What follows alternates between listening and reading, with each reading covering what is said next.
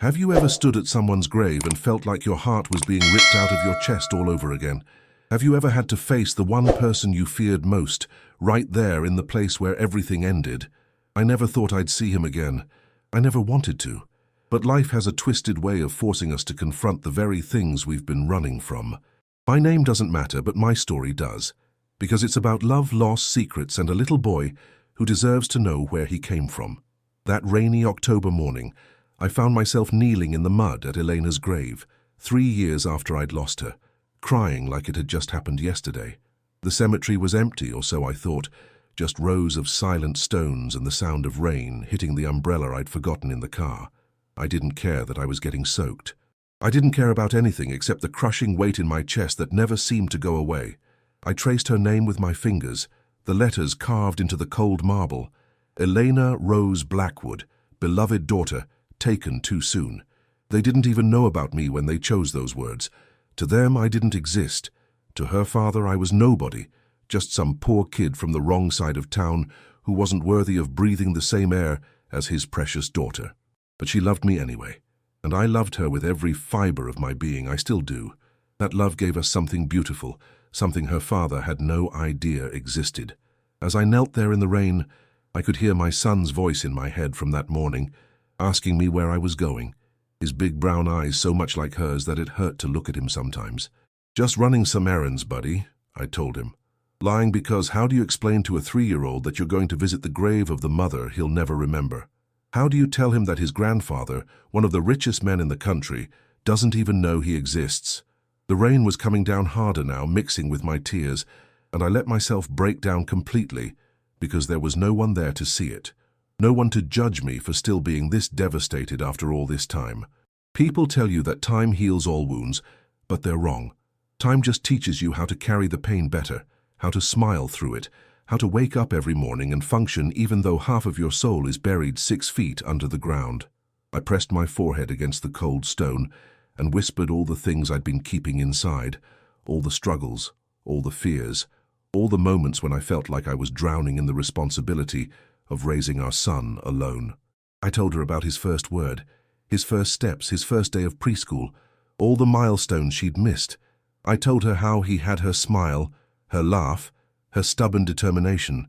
I told her I was sorry, so desperately sorry that I couldn't save her, that I wasn't there when the accident happened, that I'd let her drive home alone that night because we'd had a stupid argument about telling her father about us. If I'd just gone with her, if I'd just swallowed my pride and insisted, maybe she'd still be here. Maybe our son would know his mother's embrace. The guilt was a living thing inside me, gnawing at my insides every single day. I was so lost in my grief, so completely absorbed in my conversation with someone who couldn't answer back, that I didn't hear the footsteps approaching behind me. I didn't notice the expensive Italian shoes stopping just a few feet away, or the shadow that fell across Elena's grave, despite the heavy clouds overhead. It wasn't until I heard his voice, that cold, authoritative voice that I'd only heard a handful of times but would never forget, that I realized I wasn't alone anymore. "Who are you?" The words cut through the rain like ice, and I froze. My blood ran cold. Every muscle in my body tensed as pure adrenaline shot through my veins. I knew that voice. God, I knew that voice. It was the voice that had told Elena she'd be cut off completely if she didn't stop seeing that worthless boy from the poor neighborhood. It was the voice that had driven a wedge between a father and daughter, the voice that had forced us into shadows and secrecy. Slowly, my hands shaking, I stood up and turned around. There he was, Marcus Blackwood, billionaire real estate mogul, philanthropist, one of the most powerful men in the state, standing there in a perfectly tailored black suit with an umbrella held by some assistant I barely registered. He looked older than the few times I'd seen him from a distance, more grey in his hair, deeper lines around his eyes, but that piercing gaze was exactly the same, cutting right through me like I was nothing. He was staring at me with a mixture of confusion and something that looked like recognition, though I couldn't imagine how he'd recognize me. We'd never officially met. Elena had made sure of that, knowing exactly how her father would react. "I asked you a question," he said, his voice sharp with impatience and barely concealed anger. "Who are you and what are you doing at my daughter's grave?" My throat was so tight I could barely breathe, let alone speak. This was it. This was the moment I'd been dreading for 3 years. The confrontation I'd done everything in my power to avoid. My mind was racing, screaming at me to run, to make up some excuse, to protect the secret I'd been keeping. But another part of me, the part that was exhausted from carrying this burden alone, the part that was tired of working 2 jobs just to make ends meet, the part that wanted our son to have everything he deserved, that part spoke up before I could stop it. "My name is Alex," I said, my voice barely above a whisper, shaking with emotion and fear. "Alex Morrison, I knew your daughter, Mr. Blackwood. I knew Eleanor." I watched his eyes narrow, watched him study my face more carefully, and I saw the exact moment when something clicked in his memory. His expression hardened even more, if that was possible. "You," he said, and the single word dripped with contempt. "You're the boy she was seeing, the one from the slums, the one she defied me for." The way he said it, like I was some kind of criminal, like loving his daughter was the worst crime anyone could commit. It made anger flare up inside me, despite my fear. Yes, I was poor. Yes, I came from nothing.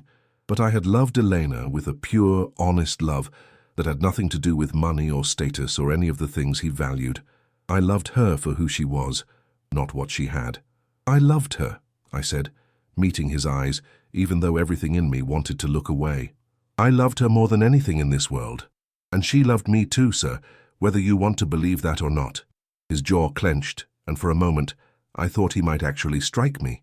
The assistant took a small step forward, but Marcus waved him away impatiently. "Love?" He spat the word like it was poison. "You think your love meant anything? You think some poor nobody could give my daughter the life she deserved? She had everything.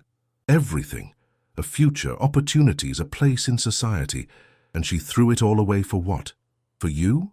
The words hurt because they echoed every insecurity I'd ever had, every doubt that had crept into my mind during those stolen moments with Elena. She'd always told me none of that mattered, that love was enough, that we'd figure everything out together. But standing there in front of her father, drenched in rain and grief, working 2 dead-end jobs just to survive, I couldn't help but wonder if he was right. Maybe she would have been better off without me. Maybe she'd still be alive if we'd never met. "Why are you here?" Marcus demanded, taking a step closer, his presence overwhelming and intimidating. "Why are you at her grave after all this time? What could you possibly have to say to her now?" This was it, the moment of truth. I could walk away right now, could leave him in his ignorance, could keep our secret buried just like Elena was. It would be safer that way, simpler. But when I closed my eyes, I saw our son's face, those innocent eyes looking up at me, asking me questions about his mother that I struggled to answer, deserving so much more than the tiny apartment and hand-me-down clothes I could barely afford to give him. He deserved to know his family, his heritage, the truth about where he came from. And maybe, just maybe, despite everything, he deserved to know his grandfather. "I come here because she was the love of my life," I said, my voice stronger now, finding courage I didn't know I had. "I come here because I need to tell her about our son, Mr. Blackwood, about your grandson, about the beautiful 3-year-old boy she gave birth to 4 months before the accident, the child you don't even know exists." The words hung in the air between us, and I watched Marcus Blackwood's face transform through a series of emotions I couldn't quite read. Shock, disbelief, anger, confusion, something that might have been hope flickering behind his eyes before being quickly suppressed. The rain continued to fall around us, but everything else seemed to stop, the whole world holding its breath for his response. Have you ever dropped a bomb like that on someone and immediately regretted it? That's where I was in that moment, watching one of the most powerful men I'd ever encountered process information that would change everything, wondering if I'd just made the biggest mistake of my life, or finally done the right thing after years of running from this truth. Let me take you back to the beginning, to where it all started, because you need to understand how a guy like me ended up falling in love with someone like Elena Blackwood. It was 4.5 years ago, and I was working at this high-end coffee shop near the university, one of those pretentious places where a simple latte cost more than I made in an hour. I'd dropped out of college after my mum got sick, couldn't afford the tuition and medical bills at the same time, so I'd taken whatever jobs I could find to keep us afloat. My shift started at 5 in the morning, which meant I was there when the early crowd came in, the ambitious students and young professionals who needed their caffeine fix before facing the day. Eleanor walked in on a Tuesday morning in April, and I swear the whole atmosphere of that coffee shop changed. She wasn't the first beautiful woman I'd seen, wasn't even the first wealthy girl who'd ordered from me, but there was something different about her. Maybe it was the way she actually made eye contact with me, really looked at me like I was a person and not just a service worker. Maybe it was the genuine smile she gave me when I handed her the vanilla oat milk cappuccino she'd ordered, or the way she said thank you like she actually meant it. Most customers barely acknowledged my existence, but she saw me and that made all the difference. She came back the next day and the day after that, always ordering the same thing, always with that warm smile that made my heart skip a beat. After about a week, she started asking me questions. How long had I worked there? Did I like it? What did I do when I wasn't making coffee? Simple things, but she listened to my answers with genuine interest, and gradually our brief interactions turned into actual conversations. I learned she was studying art history at the university, that she loved old movies and obscure poetry, that she volunteered at a local animal shelter every weekend. She learned that I'd had to drop out of engineering school, that I was taking care of my sick mother, that I spent my free time reading everything I could get my hands on, because education might have been interrupted, but learning never had to stop. There was this connection between us, something electric and undeniable that grew stronger every day. I tried to ignore it at first, because I knew without her ever telling me that she was out of my league. The way she dressed, the designer bag she carried, the expensive watch on her wrist, everything about her screamed wealth and privilege, but she never acted like she was better than me. She never treated me with anything less than respect and genuine interest. One day, about 3 weeks after we'd met, she came in and the shop was completely empty. It was mid-morning, that dead zone between the breakfast rush and lunch crowd. She ordered her usual drink, but instead of leaving like she normally did, she sat down at the counter and we talked for almost an hour. She told me about her father, about the pressure she felt to live up to his expectations, about how sometimes she felt like a doll in a display case, beautiful and perfect but fundamentally trapped. I told her about my struggles, about the guilt I felt for leaving school, about the fear that I'd never amount to anything more than a guy making minimum wage. "You know what I see when I look at you," she said, and her eyes were so intense, so sincere. "I see someone who sacrificed his own dreams to take care of someone he loves. I see strength and character and kindness. That's worth more than any degree or any amount of money." That was the moment I fell in love with her, really and truly fell in love. Not just attraction or infatuation, but something deeper and more profound. And when she reached across the counter and touched my hand, when our fingers intertwined and she didn't pull away, I knew she felt it too. We started seeing each other after that, carefully and secretly at first. She'd come to the coffee shop, and we'd talk during my breaks. Then she started waiting for me after my shifts, and we'd walk through the city together, finding quiet places where we could just be ourselves. She showed me her favorite art galleries, and I took her to this amazing used bookstore I loved. We'd grab cheap street food and sit in the park, sharing dreams and fears and everything in between. For the first time in years, I felt like I could breathe, like life was offering me something beautiful instead of just another struggle. But we both knew it couldn't last like that, existing in this bubble where the real world didn't intrude. About 2 months into whatever we were, I finally asked her why we had to keep sneaking around like criminals. "My father," she said, and her whole demeanor changed, shoulders tensing, voice getting quieter. "He has very specific ideas about who I should be with, what kind of man is worthy of the Blackwood name. And you, as wonderful as you are, aren't what he has in mind." I should have walked away right then, should have saved us both the heartache. But I was already too far gone, too deeply in love with this incredible woman who made me feel like I mattered. "Does it matter what he thinks?" I asked. "You're an adult. You can make your own choices." She looked at me with such sadness in her eyes. "You don't understand. My father isn't just controlling, he's powerful. He has connections everywhere. If he wanted to make your life difficult, he could. He could make sure you never work anywhere in this city again. He could make problems for your mother's medical care. I've seen him do worse to people who crossed him." The fear in her voice was real, and it scared me too.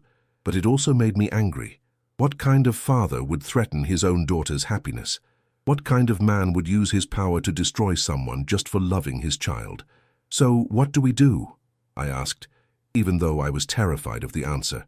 "We keep this between us," she said, squeezing my hand tightly. "For now. Just until I figure out how to handle him how to make him understand. I'm not giving you up, Alex. I refuse to let him dictate my heart. But we have to be smart about this. So we became experts at hiding. She'd park her car blocks away from wherever we were meeting. We avoided any place where her father's associates might see us. She told her friends she was studying or volunteering when she was actually with me. I became a ghost in her official life, present only in stolen moments and secret smiles. It should have been unsustainable, this half-life we were living, but somehow we made it work for almost a year. We fell deeper in love with each passing day, making plans for a future that seemed impossibly far away but worth fighting for. She'd talk about finishing her degree and then maybe moving somewhere her father's influence didn't reach, starting fresh where we could be together openly. I'd talk about going back to school eventually, building a career, being able to provide for her the way she deserved. Were those just fantasies? Maybe, but they kept us going through all the secrecy and stress. The happiest moments of my life happened during that year. The time she surprised me on my birthday with a picnic in this hidden spot by the river, complete with my favorite foods and a first edition of a book I'd mentioned loving months earlier. The night we snuck into an old movie theater after hours because her best friend's brother worked there, and we watched Casablanca on the big screen with just the two of us in the entire theater. The morning I took her to meet my mother, who was having one of her good days, and watching them bond over old photographs and stories from my childhood. My mother loved Elena instantly, could see how happy she made me, and gave us her blessing, even though she worried about the complications we'd face. Love like yours doesn't come along often, my mother told me after Elena left that day. Don't let anyone tell you it isn't worth fighting for, no matter how hard the fight gets.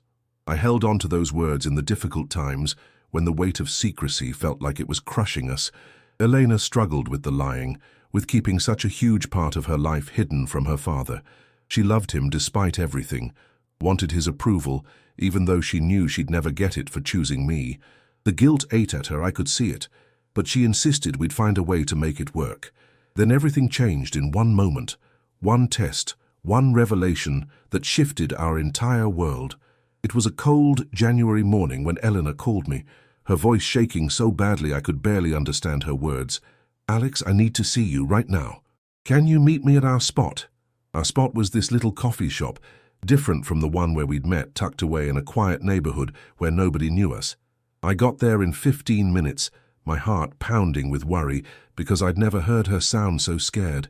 She was sitting in the back corner, her hands wrapped around a cup of coffee she clearly hadn't touched, her face pale and her eyes red like she'd been crying. The moment I sat down, she grabbed my hand so tightly it hurt. "I'm pregnant," she whispered, and the world tilted on its axis. For a moment I couldn't process the words. Pregnant. We were going to be parents. Eleanor and I were going to have a baby. 1,000 thoughts crashed through my mind at once. Terror because I could barely support myself and my mother, let alone a child. Joy because this was Elena's baby, a person we'd created together out of our love. Panic because this changed everything, made our secret impossible to keep much longer. But when I looked at her face, at the fear and vulnerability in her eyes, I knew I had to be strong for both of us. "Hey," I said softly, pulling her into my arms. "It's going to be okay. We're going to figure this out together. I promise you, Elena. We're going to be okay."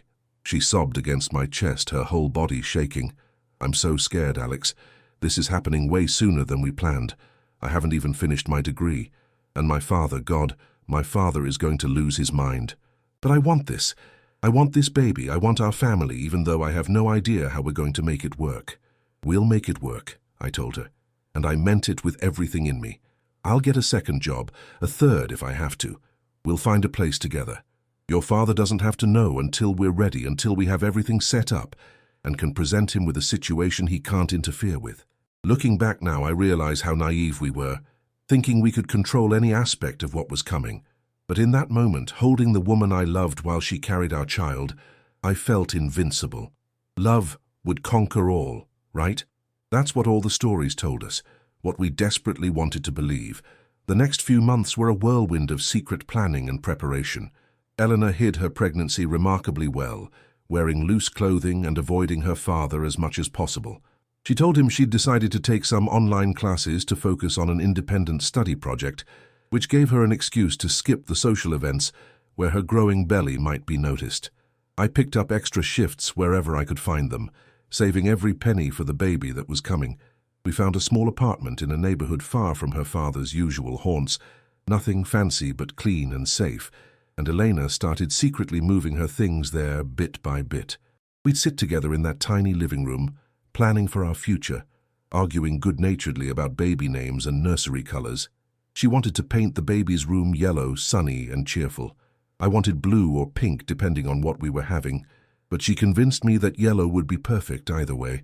Those moments felt like playing house, like we were kids pretending at adult life, but they were also the most real and meaningful moments I'd ever experienced. We were building something together, creating a family against all odds. I fell in love with Elena all over again, watching her pregnancy progress. She was radiant, despite the morning sickness and discomfort, glowing with a joy that made her even more beautiful. She'd take my hand and place it on her growing belly so I could feel our baby kick, and those little movements filled me with awe. This tiny person was depending on us, trusting us to bring them safely into the world and give them a good life. The responsibility was terrifying and exhilarating at the same time. We decided not to find out the gender, wanting it to be a surprise. We'd lie in bed at night, her back against my chest, my hand on her belly, and make up elaborate stories about who our child would become. Would they be an artist like Elena loved, or an engineer like I'd dreamed of being? Would they have her eyes or mine? Would they inherit her grace or my stubbornness? Everything seemed possible in those whispered conversations, every future bright and full of promise. Elena gave birth on a humid June night, 4 weeks before her due date. Her water broke while we were having dinner in our little apartment, and the panic was immediate and overwhelming. The drive to the hospital felt like it took hours, even though it was only 20 minutes. Every red light an eternity, every contraction making her cry out in pain while I felt helplessly useless. "I'm scared," she kept saying, gripping my hand so hard I thought she might break my fingers. "What if something goes wrong? What if I'm not ready for this?" "You're the strongest person I know," I told her, keeping my voice steady, even though I was terrified too. "You're going to be an amazing mother. Our baby is so lucky to have you." The labor was long and difficult, 18 hours of watching the woman I loved in pain while being completely unable to help her. I stayed by her side the entire time, letting her squeeze my hand, wiping her forehead with a cool cloth, telling her over and over that she could do this, that she was doing amazing, that I loved her more than anything in the universe. When our son finally arrived in the early hours of the morning, screaming and red-faced and absolutely perfect, I cried like a baby myself. They placed him in Elena's arms, and the look on her face was pure magic, exhaustion and joy and overwhelming love all mixed together. "He's perfect," she whispered, tears streaming down her face. "Alex, look at him. He's absolutely perfect." He was. 6 pounds, 3 ounces of absolute perfection. Tiny fingers that wrapped around mine with surprising strength, a dusting of dark hair, eyes that seemed to look right into my soul, even though I knew newborns couldn't really see yet. In that moment, holding my son for the first time, while Elena looked on with pure love in her eyes, I thought everything would be all right. We'd made this miracle together. Surely that meant we could handle anything else life threw at us. We named him Ethan, after my grandfather, who'd passed when I was young, but who my mother always spoke of with such love and respect. Eleanor loved the name immediately, said it was strong and classic and perfect for our little boy. We spent 3 days in the hospital, exhausted and deliriously happy, learning how to care for this tiny human who'd completely taken over our lives. Friends came to visit, the few people who knew about our relationship and had supported us through everything. My mother came despite being weak from her illness, and she held her grandson with such joy and tenderness that it brought tears to my eyes. "You're going to be wonderful parents," she told us. "This little boy is blessed to have you both." Those were some of the happiest days of my life, that brief window when we had our son and everything seemed possible. We brought Ethan home to our little apartment and threw ourselves into the chaos of new parenthood. Sleepless nights and endless diaper changes, and the constant worry that we were doing everything wrong, but also moments of pure joy watching our son discover the world, seeing him smile for the first time, hearing his little laugh, feeling his tiny hand grip my finger while he slept. Eleanor was a natural mother, patient and loving, and completely devoted to Ethan. She'd sing to him in Spanish, lullabies her own mother had sung to her before she passed when Eleanor was young. I'd watch them together, and feel my heart swell with so much love I thought it might burst. This was my family. This was everything I'd ever wanted. We managed to keep Ethan's secret from Marcus Blackwood for those first 4 months through careful planning and some luck. Eleanor told her father she was traveling, studying abroad for a semester, anything to explain her absence from the social events he expected her to attend. It couldn't last forever. We both knew that. Eventually we'd have to face him, have to tell him about his grandson. We talked about it constantly, planning how to approach him, what to say, how to make him understand that despite everything he might think about me, we'd created something beautiful together, and we were making it work. Maybe when he sees Ethan it'll change things, Elena would say hopefully. Maybe having a grandchild will soften him, make him realize that love and family are more important than status and money. I wanted to believe that, but I had my doubts. From everything Elena had told me about Marcus Blackwood, he didn't seem like the type of man who'd suddenly transform into a doting grandfather just because we presented him with one. But I kept those doubts to myself because Elena needed to believe in the possibility of reconciliation with her father. She loved him despite everything, and I understood that complicated dynamic even if I didn't share her optimism. That's when everything fell apart. It was a Friday night in October. Ethan was exactly 4 months and 3 days old. Eleanor and I had gotten into an argument. Something stupid and meaningless that I can barely remember now, but seemed important at the time. I think it was about money, about my insistence on working myself to exhaustion to provide for our family, while she wanted to help using her trust fund, which I'd refused because of stupid pride. We'd both said things we didn't mean, voices raised while Ethan cried in the background, the stress and exhaustion of new parenthood making us snap at each other in ways we normally never did. Eleanor grabbed her keys and said she was going for a drive to clear her head, maybe visit her father's estate to pick up some things she'd left there. I told her fine, go. I'd handle Ethan, and she could take all the time she needed to cool off. Those were the last words I said to her. Not I love you. Not be careful. Just fine, go, said in anger and frustration. If I could take back any words in my entire life, it would be those. The police showed up at 3 in the morning. I remember opening the door with Ethan asleep in my arms, exhausted from finally getting him to settle down, and seeing 2 officers standing there with expressions I recognized immediately, even though I'd never experienced it personally. That look that meant they were about to deliver news that would shatter someone's world. "Are you Alex Morrison?" one of them asked, and I nodded, unable to speak, my whole body going numb. "Do you know Elena Blackwood?" My voice came out as barely a whisper. "She's my girlfriend, the mother of my son. What happened? Is she okay?" But I already knew. Somehow I already knew before they said the words that would change everything forever. "There was an accident," the officer said gently. "Ms. Blackwood's car went off the road on Highway 12. We believe she may have swerved to avoid an animal. The car rolled several times. I'm very sorry, Mr. Morrison, but she didn't survive. She was pronounced dead at the scene." The world stopped. Just completely stopped. I stood there holding our son, looking at these officers who'd just told me the love of my life was gone, and I couldn't process it, couldn't make sense of those words. Elena was dead. The woman who'd been alive just hours ago, who I'd argued with, who'd kissed Ethan's forehead before leaving, who'd promised to be back soon, she was gone. Just gone. Forever. "No," I said, shaking my head. "No, that's not possible. She's a careful driver. She wouldn't. This doesn't make sense." But it had happened. It was real. Eleanor was dead at 23 years old, killed instantly when her car hit a tree, and I would never see her again. Never hold her. Never tell her I was sorry for our stupid fight. Never tell her I loved her one more time. The funeral happened 3 days later, and it was like watching a movie where I wasn't really present. Marcus Blackwood arranged everything. A huge, elaborate affair at the cathedral with hundreds of people who probably barely knew Elena, all dressed in black, and speaking in hushed tones about what a tragedy it was, how she'd had so much potential, so much life ahead of her.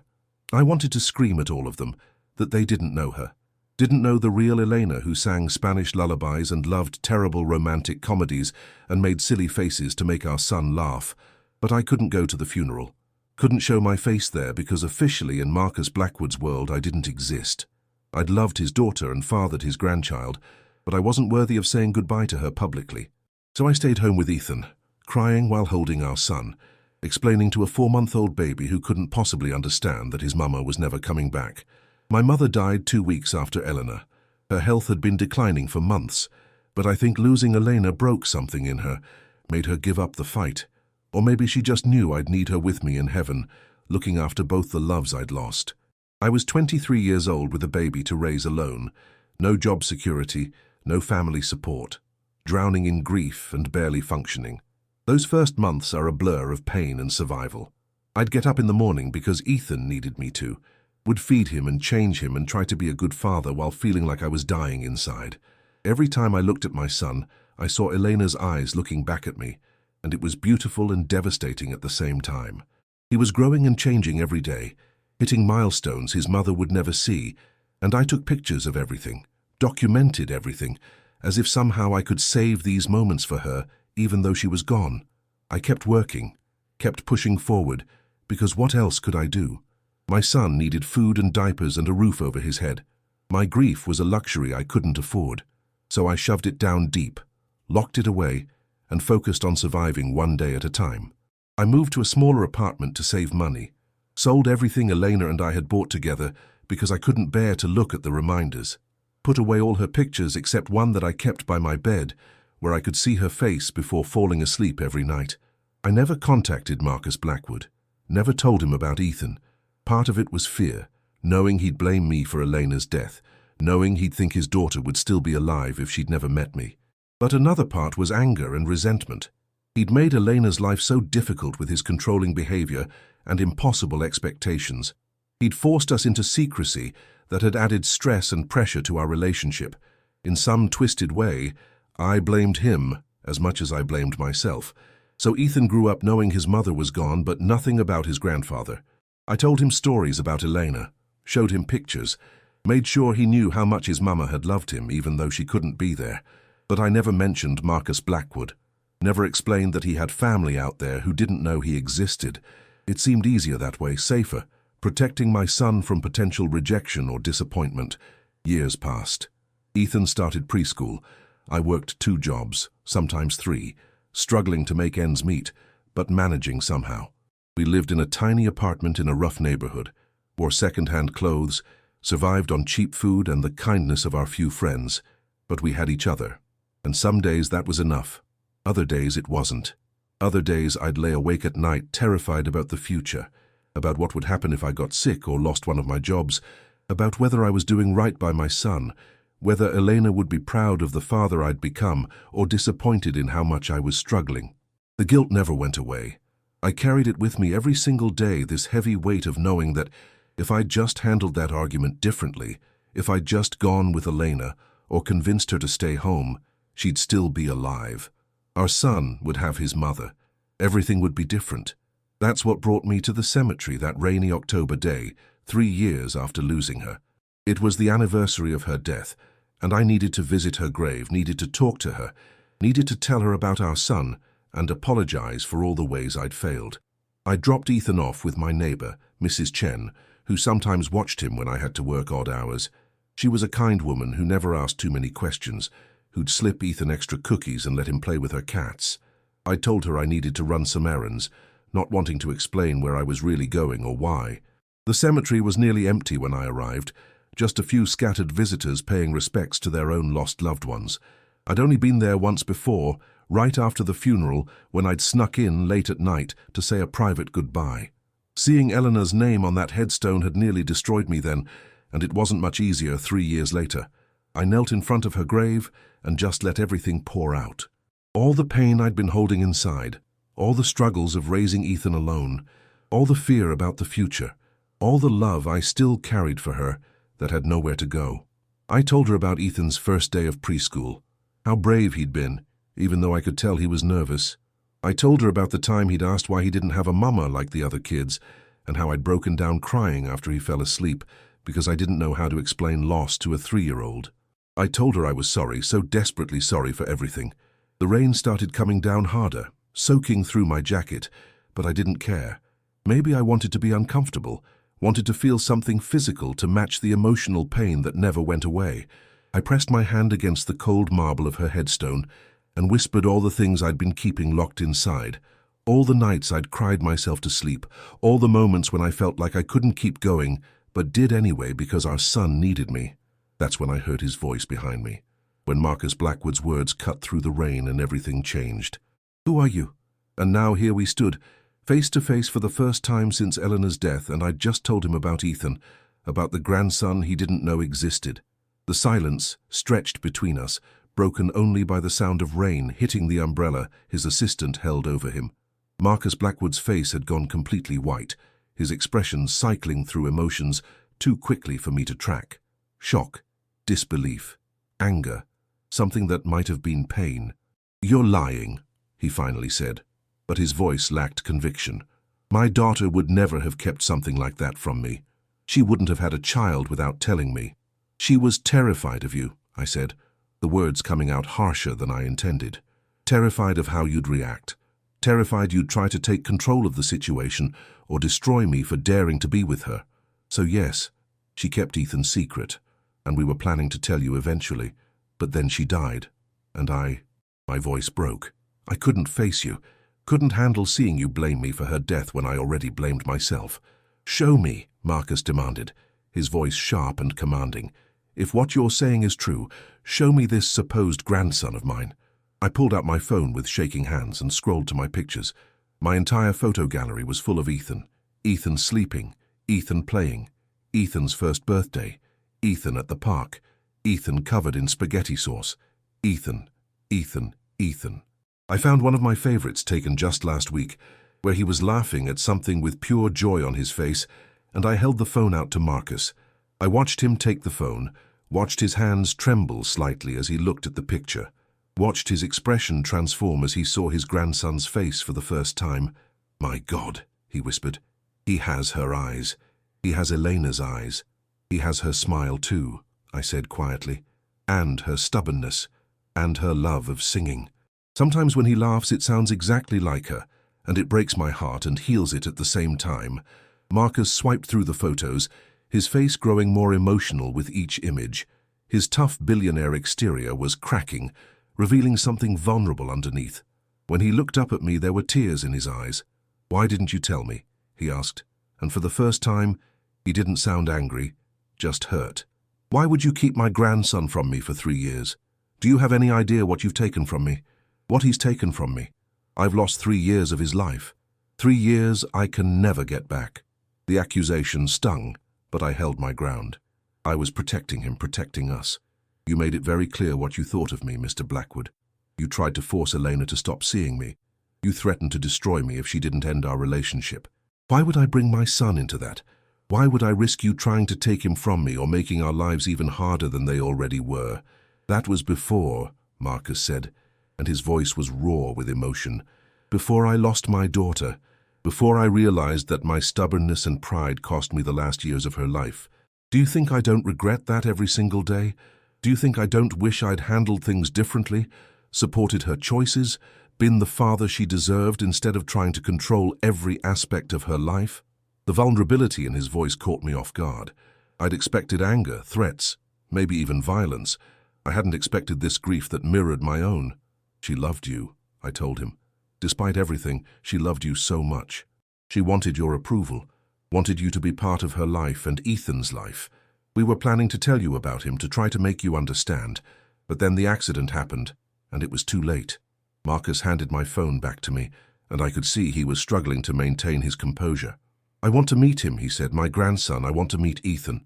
The request hung in the air between us, and 1,000 thoughts raced through my mind. This was Marcus Blackwood, one of the most powerful men in the state, a man who could take my son from me if he wanted to, who had resources I couldn't even imagine. But he was also Ethan's grandfather, Eleanor's father, the only family my son had left besides me. "I don't know," I said honestly. "I don't know if that's a good idea. You can't just walk into his life and then walk out again if you decide he's not what you expected. He's 3 years old, Mr. Blackwood. He's innocent and pure and deserves better than being disappointed by another person who's supposed to love him." "I would never disappoint him," Marcus said fiercely. "He's my blood, my daughter's son. Do you really think I'd reject him? That I'd walk away from the only piece of Elena I have left?" I wanted to believe him, but trust didn't come easy after everything that had happened. "You rejected me," I pointed out. "You thought I wasn't good enough for your daughter. What makes you think you'll accept me as your grandson's father?" Marcus was quiet for a long moment, and I could see him wrestling with something internal. When he finally spoke, his voice was softer, more human than I'd ever heard it. "You're right. I was wrong about you. I judged you based on your circumstances rather than your character. I let my own prejudices and desire to control Elena's life blind me to what really mattered. She loved you, and that should have been enough." Looking at those pictures of Ethan, seeing how happy he is, how well cared for despite what I assume are difficult circumstances, I can see that you're a good father. You've done what I failed to do. You loved her unconditionally, and you're loving their son the same way. The admission shocked me. Marcus Blackwood didn't seem like the type of man who admitted he was wrong about anything. "That doesn't change the past," I said. "Doesn't change the fact that your behavior drove us into secrecy, added stress to Elena's life. Doesn't change the fact that she died after an argument we had about telling you about Ethan, about whether we were ready to face you." "You blame me for her death," Marcus said, "and it wasn't a question. I can see it in your eyes, and maybe you're right to blame me. I've certainly blamed myself every day for the past 3 years. If I'd been more accepting, more open, maybe she wouldn't have been on that road that night. Maybe things would have been different." We stood there in the rain, two men bound by our love for the same woman, both carrying guilt and grief and regret. For the first time I saw Marcus Blackwood not as this intimidating billionaire figure, but as a father who'd lost his daughter, who was facing the consequences of his own mistakes. "He asks about his mother sometimes," I said quietly. "Ethan. He wants to know about her. I tell him stories, show him pictures, but it's not enough. He deserves to know his family, to understand where he comes from.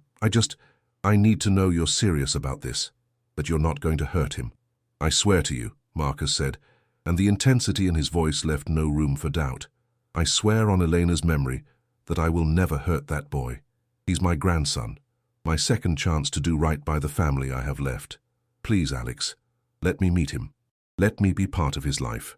I closed my eyes, thinking about Ethan's face when I'd left that morning, how he'd hugged me tight and told me he loved me in that sweet little voice that melted my heart every time. He deserved more than the struggles we faced every day. He deserved opportunities, security, family. Maybe this was the answer I'd been too afraid to seek out. "He's with our neighbor right now," I said, opening my eyes to look at Marcus.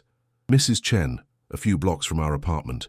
I could call her, ask if we could come pick him up. You could meet him today if you want, but Mr. Blackwood, you need to understand that I'm his father. Whatever relationship you build with Ethan, I'm not going anywhere.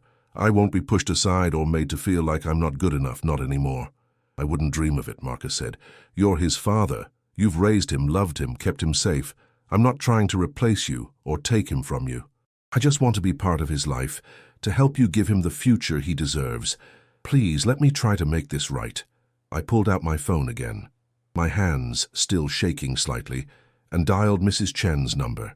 She answered on the third ring, and I could hear Ethan's laughter in the background, probably playing with her cats. "Mrs. Chen, hi, it's Alex. I know I said I'd be a while longer, but something's come up. Would it be okay if I came to pick up Ethan a bit earlier than planned?" She assured me it was fine, that Ethan was having a wonderful time, but she'd get him ready. I thanked her and hung up, then looked at Marcus. "My car's over in the parking lot. We can go get him now, but I need you to promise me something else. When we tell him who you are, we do it carefully, at his pace. He's 3. He doesn't understand complex family dynamics. We just tell him you're his grandfather who loved his mama very much and wants to get to know him. Nothing overwhelming, nothing scary. Can you do that?" "Yes," Marcus said immediately. "Whatever you think is best. You know him, I don't. I'll follow your lead." We walked through the rain to the parking lot, Marcus's assistant trailing behind with the umbrella. My old beat-up Honda looked pathetic next to the sleek black Mercedes that was obviously Marcus's car, and I felt a flash of embarrassment about the state of my vehicle, the fast food wrappers I hadn't cleaned out, the worn seats. But Marcus didn't comment on it, just gave his assistant some quiet instructions before the man nodded and got into the Mercedes. "I'll ride with you," Marcus said, "if that's all right. I'd like to talk more on the way." I nodded, unlocking the doors and climbing into the driver's seat. Marcus got into the passenger seat, looking completely out of place in his expensive suit surrounded by my poverty, but he settled in without complaint. As I started driving toward Mrs. Chen's apartment, he spoke quietly. "Tell me about him, about Ethan. What's he like?" A smile tugged at my lips despite everything, because talking about my son was the easiest thing in the world. He's amazing. Smart, funny, so full of energy and curiosity. He asks a million questions about everything. Why is the sky blue? Where do birds sleep? How does the refrigerator make things cold? He loves dinosaurs, especially T-Rexes. He can tell you more facts about dinosaurs than most adults know. He's gentle with animals, loves to help with everything even when he makes more of a mess than actually helps. He has nightmares sometimes, and when he does, he climbs into bed with me and won't let go until morning. Does he know about Elena? Marcus asked softly. I tell him stories about her all the time, about how she was beautiful and kind and loved to sing, how she painted pictures and loved old movies, how much she wanted him, how happy she was when he was born. I have videos on my phone of her singing to him when he was a baby, and sometimes we watch them together. He knows his mama loved him, even though he can't remember her himself. That's good, Marcus said, and I could hear the emotion in his voice. That's important. Elena deserves to be remembered, to be part of his life, even though she's gone. We drove in silence for a few minutes, the rain pattering against the windshield, the wipers squeaking slightly on each pass. Can I ask you something? Marcus said eventually. Why did you come to the cemetery today? After 3 years of avoiding me, avoiding her grave in case I was there, what changed? I gripped the steering wheel tighter, considering how honest to be. It's the anniversary of her death. 3 years exactly. And I needed to talk to her, to tell her I'm sorry for not being enough, for struggling so hard to give Ethan the life he deserves, to tell her about all the moments she's missing, to ask her if she's proud of the father I've become or disappointed in how much I'm failing. You're not failing, Marcus said firmly. Alex, you're 26 years old, raising a child alone, working multiple jobs, keeping him safe and loved and happy. That's not failing, that's succeeding against incredible odds. Do you know how rare that is? How many people would have given up or taken the easy way out? His words stirred something in me, an emotion I couldn't quite name. Pride, maybe, or relief at finally being acknowledged for the struggle I'd been facing alone.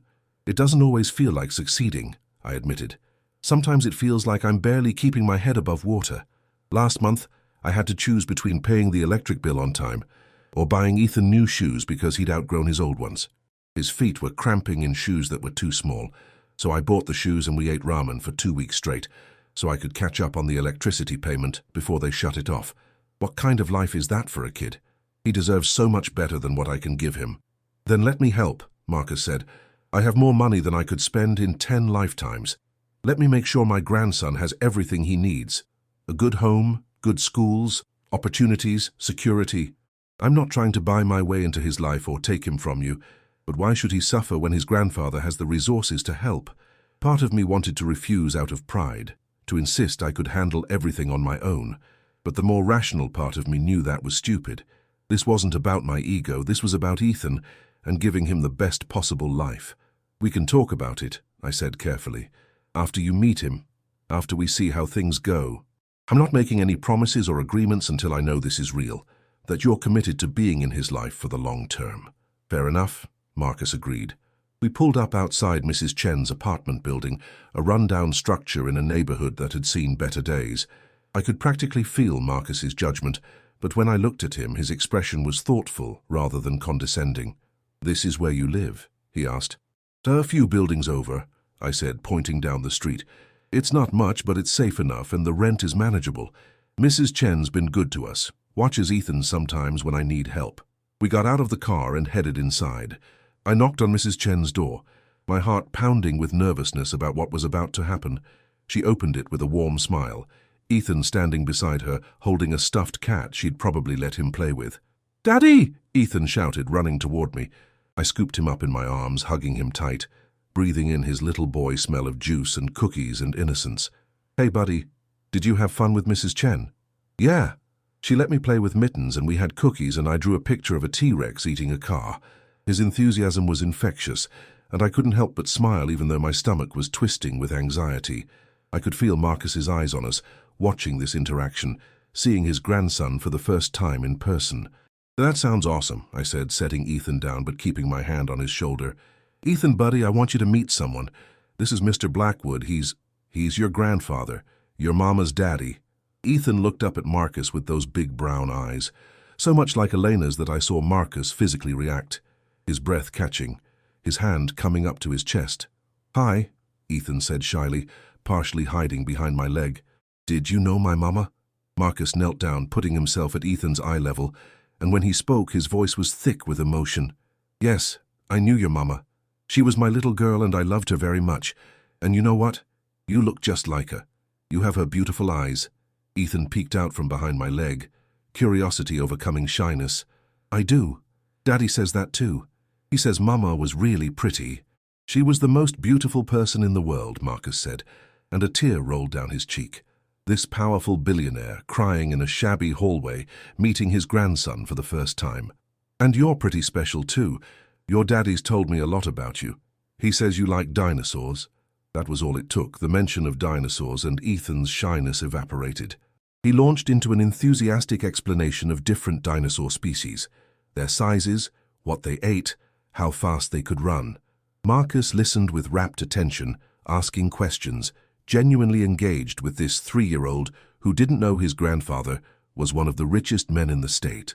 I watched them together, watched Marcus's face transform with love and wonder, watched my son open up to this stranger who was family, and something in my chest loosened. Maybe this could work. Maybe Ethan could have the family and opportunities I'd been unable to provide on my own. Maybe Elena's death hadn't taken everything from us after all. Mrs. Chen watched from her doorway, smiling at the scene, and she caught my eye and gave me a small nod, as if to say this was good, this was right. After about 10 minutes of dinosaur discussion, Marcus stood up, still smiling at Ethan. You're a very smart boy, he told him. Would it be okay if I spent some more time with you and your daddy? Maybe we could go get some lunch together, and you could tell me more about dinosaurs. Ethan looked up at me for permission, and I nodded. Sure, buddy. That sounds fun. What do you think? Can we get pizza? Ethan asked hopefully. I love pizza. We can definitely get pizza, Marcus said, and the joy in his voice was unmistakable. Whatever you want. We thanked Mrs. Chen and headed back outside. Marcus's driver had brought the Mercedes around and was waiting for us. Ethan's eyes went wide when he saw the car. Whoa, that's a really fancy car. It is pretty fancy, Marcus agreed. Would you like to ride in it? Ethan nodded enthusiastically, and Marcus opened the door for us. I'd never been in a car this expensive, and Ethan was practically bouncing with excitement as he climbed into the back seat. The leather seats were probably worth more than everything I owned combined. Marcus got in beside us and told his driver to take us to a family-friendly Italian restaurant nearby. As we drove, Ethan chattered away about everything and nothing, showing Marcus a toy dinosaur he'd pulled from his pocket, telling stories about preschool, completely at ease in a way that both relieved and worried me. My son was falling for his grandfather already, which was wonderful, but what would happen if this didn't work out? At the restaurant, Marcus insisted we order whatever we wanted. Ethan got his pizza and a chocolate milkshake, both of which he devoured with enthusiasm. I watched Marcus watching him, saw the love and regret and determination in his eyes. This wasn't just about meeting his grandson. This was about making up for lost time, about trying to fix the mistakes he'd made with Elena. After we finished eating, and Ethan was occupied with the coloring sheet the restaurant had provided, Marcus leaned toward me and spoke quietly. I want to set up a trust fund for him, for education, for whatever he needs in the future. And I want to help you too, Alex, a better apartment or a house maybe. Stable income so you don't have to work yourself to death. Please don't say no out of pride. This isn't charity. This is a grandfather taking care of his family. I wanted to argue, but looking at Ethan, at his happy face covered in pizza sauce, I couldn't. Okay, I said softly, but I'm still his father. I still make decisions about his life, his education, how he's raised. Your money doesn't buy you control. I understand, Marcus said. I learned my lesson about trying to control the people I love. I just want to help, to be part of his life, to give him opportunities. And I want to know him, really know him. Can we arrange regular visits? Maybe once a week to start, and we can build from there. Yeah, I agreed, feeling a weight lift from my shoulders. We can do that. But if you hurt him, if you disappoint him or let him down, I won't give you a second chance. He's been through enough. I won't let him down, Marcus promised. Or you. I know I haven't given you any reason to trust me, but I'm going to earn that trust. For Elena's sake, and for Ethan's, I'm going to do better. The rest of the lunch passed in a blur of conversation and laughter. Ethan warmed up to Marcus completely, even letting his grandfather hold him when he got sleepy after his big meal.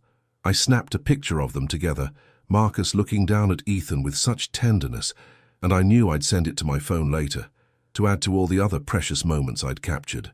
When we finally left the restaurant, Marcus's driver took us back to our apartment building. Before we got out, Marcus wrote down his personal phone number and handed it to me. "Call me any time, day or night. If you need anything, if Ethan needs anything, don't hesitate, and I'll call you tomorrow to set up our next visit, if that's all right." "That's fine," I said, tucking the paper into my pocket. "Thank you, Mr. Blackwood, for today, for understanding, for wanting to be part of his life." "Call me Marcus," he said with a small smile. "We're family now, after all. And thank you for giving me this chance. I know I don't deserve it." The months that followed transformed our lives in ways I never could have imagined. Marcus was true to his word about being involved in Ethan's life. He visited twice a week at first, then more frequently as he and Ethan bonded. He'd take Ethan to the zoo, to museums, to the park, always genuinely interested in what his grandson wanted to do. He bought Ethan an enormous collection of dinosaur toys and books, and they'd spend hours playing together, Marcus getting down on the floor in his expensive suits without a care in the world. True to his promise, Marcus helped us move to a better apartment in a safer neighborhood with good schools nearby. Nothing ostentatious that would make me uncomfortable, just a clean, safe space with enough room for Ethan to have his own bedroom decorated with dinosaurs and space-themed wallpaper. He set up the trust fund he'd mentioned, ensuring Ethan's future education would be secure. And he found me a job at one of his companies, something in their project management division that actually used my interrupted engineering education and paid enough that I didn't need to work multiple jobs anymore. At first I'd been suspicious of his motives, worried this was about control or trying to take over our lives, but Marcus seemed to have genuinely learned from his mistakes with Elena. He offered suggestions but never demands. He provided resources but respected my authority as Ethan's father. He asked permission before making any big gestures, and he showed up consistently, proving his commitment wasn't just initial enthusiasm that would fade. Watching Marcus with Ethan healed something in both of us. For Marcus, it was a second chance to be the father he should have been to Elena, to show love without conditions or control. For me, it was seeing my son have family beyond just me, having opportunities and security I'd never been able to provide alone. And for Ethan, it was simply having a grandfather who adored him, who showed up for school plays and birthday parties, who called him every night to say goodnight when they weren't together. Marcus also helped me honor Elena's memory in ways I'd been unable to afford before. He commissioned a beautiful painting of her from photos, which hung in Ethan's room so he could see his mother's face every day. He created a scholarship fund in her name at the university where she'd studied art history. He even built a small gazebo in the cemetery near her grave, a peaceful place where we could sit and remember her together.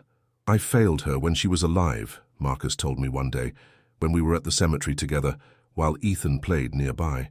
"I was so focused on controlling her life, on making sure she lived up to my expectations, that I forgot to just love her for who she was.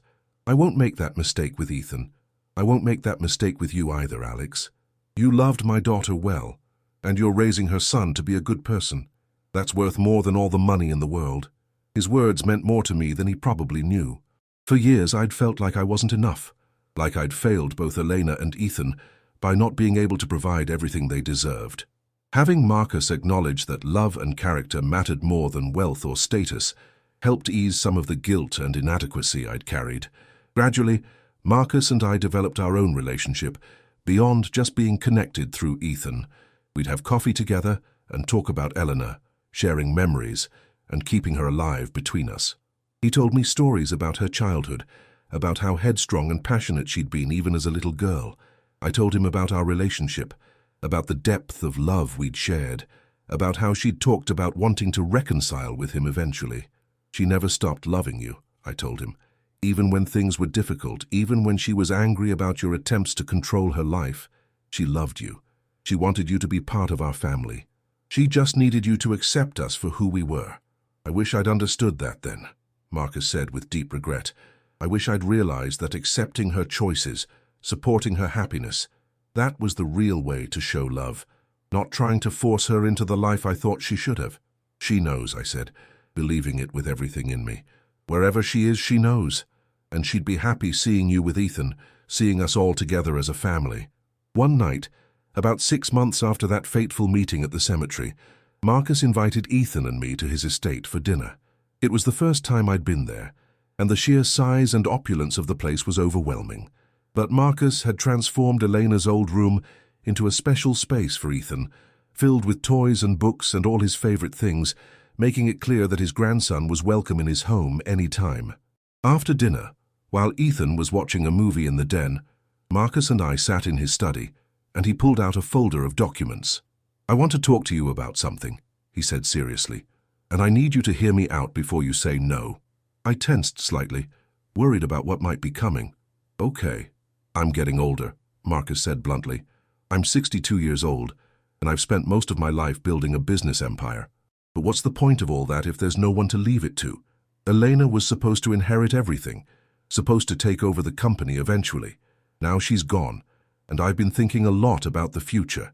He pushed the folder toward me. "I want to name you and Ethan as my heirs. The business, the properties, the investments, everything. You'd have to learn the business, of course, take on more responsibility over time. But I'd teach you everything, prepare you to eventually take over. And when I'm gone, you and Ethan would have security for the rest of your lives." I stared at him in shock, unable to process what he was offering. "Marcus, I can't. That's too much. I don't know anything about running a billion-dollar company. I'm just a guy who dropped out of college. I'm not equipped for this." "Neither was I when I started," Marcus said with a slight smile. "I came from nothing too, Alex. I built this empire from scratch through hard work and determination. You have those same qualities. I've seen how you've survived, how you've provided for my grandson against incredible odds. You can learn the rest. And more importantly, I trust you. I trust you to use that wealth responsibly, to take care of Ethan, to honor Elena's memory. That matters more than any business degree." "I need time to think about this," I said, overwhelmed by the magnitude of what he was proposing. It's incredible and I'm grateful, but it's a huge decision." "Take all the time you need," Marcus assured me. "I'm not going anywhere anytime soon. But I wanted you to know my intentions, to understand that I see you as family, as my son-in-law in every way that matters, even if it was never made official. You love my daughter, you're raising my grandson, and you've given me a second chance at being part of a family. That's worth everything to me." As I drove home that night with Ethan asleep in the back seat, I thought about how dramatically life had changed. A year ago, I'd been struggling alone, drowning in poverty and grief, convinced I'd never be able to give my son the life he deserved. Now, because I'd gone to Elena's grave on that rainy October day, because I'd been forced to confront the man I'd feared most, everything was different. Ethan had a grandfather who loved him. I had support and resources and a path toward a stable future, and Elena's memory was honored and cherished by all of us. Have you ever experienced something similar? Has a moment of crisis or confrontation in your life led to unexpected blessings? Sometimes the things we fear most turn out to be the doorways to something better, if we're brave enough to face them. I want to take a moment to tell you how important this story is, how the themes of love, loss, redemption, and family might resonate with your own life. We all face moments when we have to choose between fear and courage, between protecting ourselves and taking risks for something greater. My story with Elena, with Ethan, with Marcus, it's about learning that family isn't just about blood or money or status. It's about showing up, about loving unconditionally, about being willing to forgive and grow and change. For 3 years, I let fear and pride keep me from reaching out to Marcus, and in doing so, I deprived Ethan of knowing his grandfather and myself of the support I desperately needed. It took an accidental meeting to force that confrontation, but I'm grateful every day that it happened. Marcus learned that controlling people doesn't keep them safe or ensure their happiness. He learned that love means accepting people as they are, supporting their choices even when you don't understand them, being willing to admit when you're wrong. Those lessons came too late for his relationship with Eleanor, but they weren't too late for his relationship with Ethan and with me. If you've been touched by this story, if it's made you think about your own relationships or struggles or the importance of facing difficult truths, I want to hear from you. Drop a comment below telling me about your experiences. Have you ever had to confront someone you feared? Have you ever discovered unexpected family connections? Have you ever been given a second chance to make things right? Your stories matter, and sharing them creates a community of people who understand that life is messy and complicated and beautiful all at the same time. And if this story resonated with you, if it made you feel something or think differently about forgiveness and family, please take a moment to leave a like. That simple gesture helps this channel reach more people who might need to hear these messages about love and redemption. Don't forget to subscribe to Through My Eyes for more real stories about real people facing real challenges and finding their way through them. We share stories like mine every week, stories about overcoming adversity, about finding strength in weakness, about discovering that the human spirit is more resilient than we give it credit for. Hit that notification bell so you never miss a new story that might touch your heart or change your perspective. Today, Ethan is 4.5 years old. He calls Marcus Grandpa and loves him unreservedly the way only children can love. He knows his mother loved him even though she's not here. He knows he has a father who would do anything for him, and a grandfather who's making up for past mistakes by being present and engaged. He's a happy, secure little boy with opportunities I could never have provided on my own, but also with the knowledge that love and family are the most important things, more valuable than any amount of money. I still visit Elena's grave regularly, but now sometimes Marcus comes with me.